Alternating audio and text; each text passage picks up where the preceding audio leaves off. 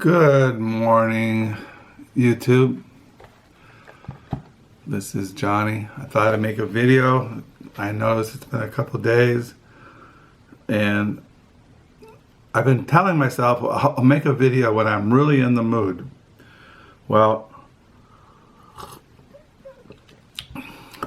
once I really think about it, I don't think I'll ever get in the mood. So I just make a video.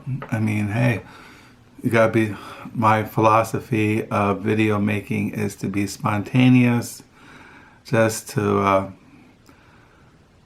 talk about my reading world, my reading life, and what's going on in my day-to-day existence here in the wasteland, the last days of the American Empire. And yeah, so today is May the 15th. We are in the middle of the month. My wife said yesterday that in a month from now, all our kids will be home. Our son Josiah and his wife Hannah and their daughter Marika, who's 2, 3, or 4 years old, will be here. And then our daughter Bethany and her husband Andy and Louisa and Margaret and Jack will be here. And as you know, our oldest son Caleb and his wife Emily and their 2 daughters Josie and Cora live down the street. So we're all going to be together in a month. Time keeps flying by. And my wife, talk about my daughter Bethany, Carol is going to be flying out to Denver, Colorado, the end of this month, excuse me, and visit her for a week while her husband Andy is away on business.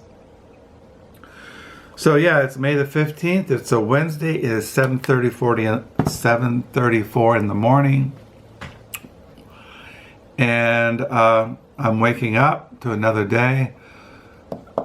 Like I said, it's a Wednesday. It's been cold and rainy and wet here, which is unfortunate because I said in a recent video that the farmers, due to the rain, haven't been able to go out into the fields and plant their seeds. And it's supposed to rain until next week. So I don't know what the farmers are doing. So yeah, also yesterday I got a phone call from the lady who runs the library used bookstore, and her name is Mary, and she asked if I would help go pick up a donation. Somebody donated their library, and she asked if I would come and help box the books and bring them to the library, and I said sure. So I have to be at the library, which is just a couple minutes from where we live, at 10 o'clock this morning. Maybe there'll be some good books in there. I haven't seen really any good books at the Book Nook lately. Well, you know, once in a while there's something that's interesting, but nothing that really just blows my boat out of the water. As far as my diary, on May the 15th, 2019, I am on page 429 for the year 2019. So this morning I got out to read for morning devotions. I've been still reading this Reformation commentary and scripture, the Epistle of Romans, chapters 1 through 8. I'm still on Romans 1, and yesterday I read on Romans 1 verse 24.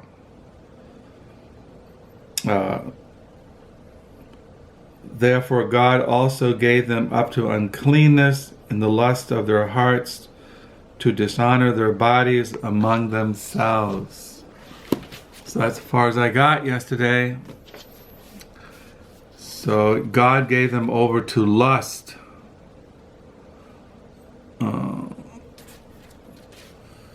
So I read that yesterday. What I've been primarily reading is this book. I just been reading it constantly.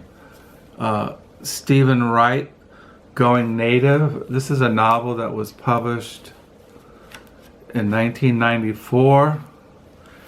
It got a lot of buzz when it came out.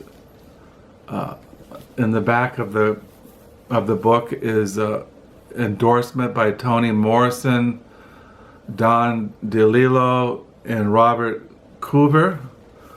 And I've read, yesterday I read an interview with Stephen Wright back in 1996 or 95 where he talks about this book, and I've been sharing with my wife as I've been reading this book. It's really it's really well written. That's one thing I like about it. I like the way he writes the sentences, how he tells his story. It's a very bizarre book. It's very offbeat, and it's really strange, but I'm really enjoying it, and I probably will keep reading it and finishing it.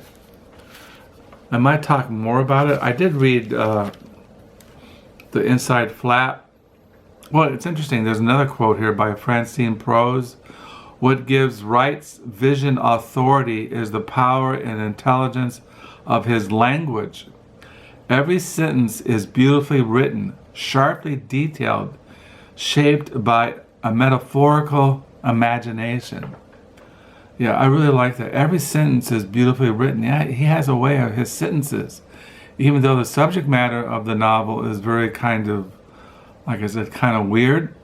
But I like the way he uses language. I mean, now this is I got this out of the library loan here in Michigan, but I'm going to buy myself my own personal copy of this novel when I'm finished, because something I want to have in our library. The reason why I got Going Native because I read about it online, but I had picked up a couple of weeks ago used at a thrift store the last novel that Stephen Wright wrote, and was Amalgamation, Polka. And I'm really curious how how this novel compares to this one. Now this one came out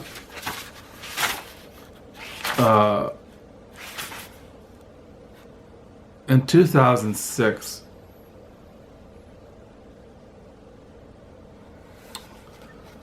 Yeah, I looked online about Stephen Wright. He teaches at, he has taught at Princeton University, Brown University, and most recently, the New School. He lives in New York City. And that's 2006. It's a long time ago. But he's supposed to be 72 years old. So, but anyway, I'll probably read this unless I get sidetracked.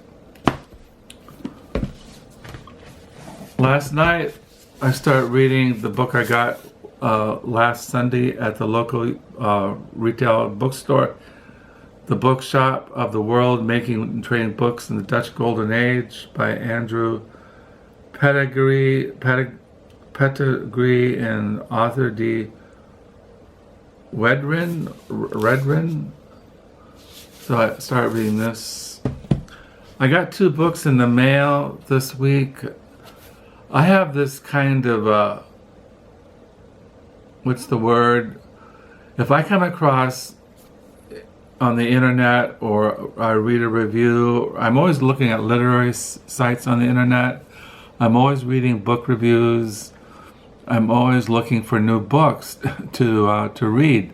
Things are kind of off the wall. That's the point. I like really experimental literature. Now, I like offbeat literature, underground literature, things that are unusual. And I came across this writer that I never heard of, and her name is Anne Gwyn. She was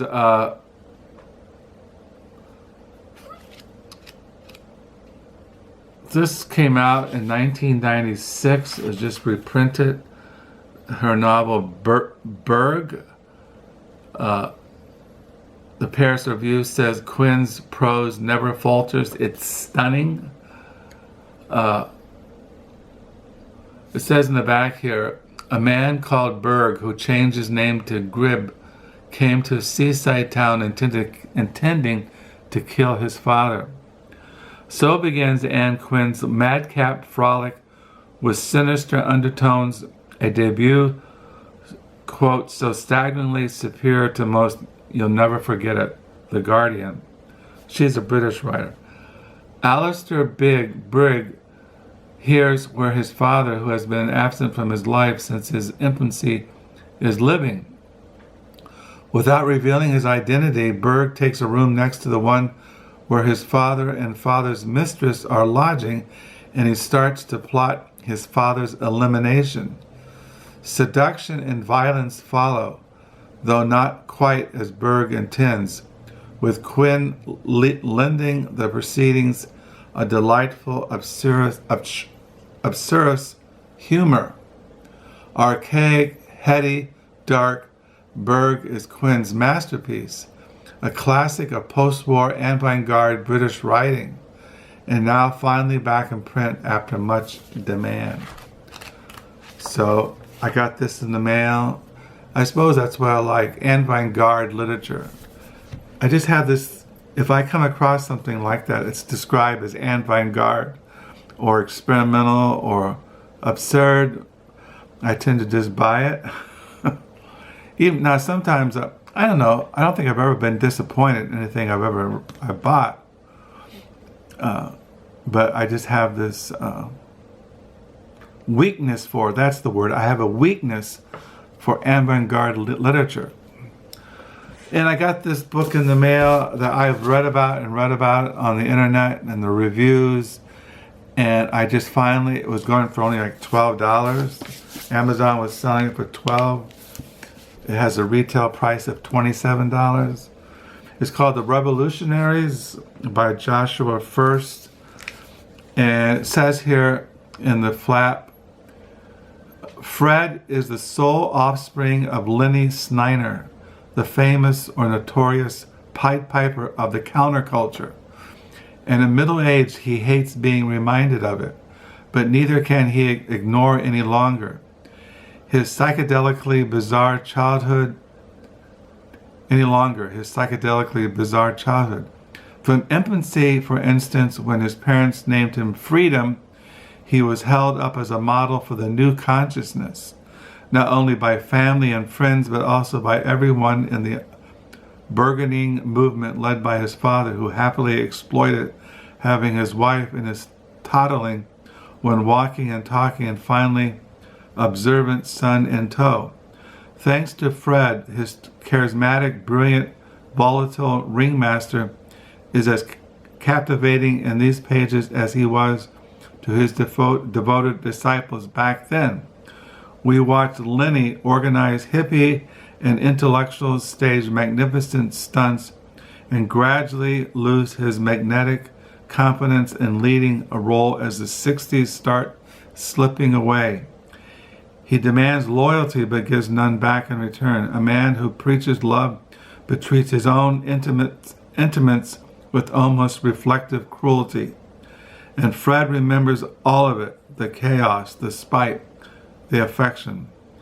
A kaleidoscopic saga, this novel is at once a profound allegory for America, where we've been and where we're going, and a deeply personal, profound portrait of a father and son who defined our times. So and there was a good review of this in the recent New York Times book review this Sunday. So I got that in the mail. I have tons of used books I got at thrift stores, at the Book Nook, but I don't feel like showing them. So maybe I'll be in a next video. I just wanted to sign in, say hello. Hope you're doing well. We're in the middle of the month. We're coming to the end of spring. June is when summer starts. It's been a cold, wet, gray spring this year. So I hope you're all doing well. I thank you for the subscribers and your comments. And yeah, I don't know what else to share as far as news.